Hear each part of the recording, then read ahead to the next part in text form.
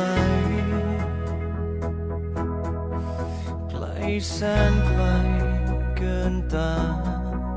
เพียงสายลมผ่านก็ฟ้าจะเปลี่ยนสีไป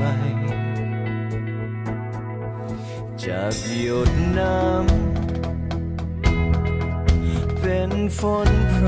ำโปรยปลายคือฤดูกาลโลกนี้ยังคงหมุนไป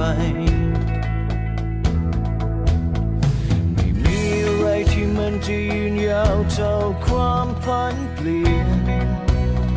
และบางทีเราอาจเรียนรู้คุณค่าไอแดดเมื่อฝนมา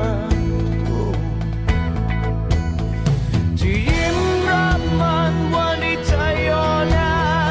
แม้ทุกเรื่องราวมันยังคงโหดร้ายสุดทุกที่เราพบผ่านมันคือชีวิตของเราแม้ทั้งหัวใจมันยังคงทรมานแม้ว่าน้ำตายังไม่แห้งเหือดไปก่อนไว้ทุกความมองมนไม่ว่าจะร้ายดีชีวิตยังคงสวยงามโอ้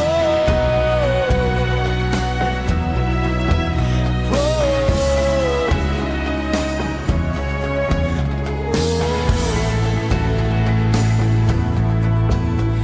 ใจอาจจะยังเหมื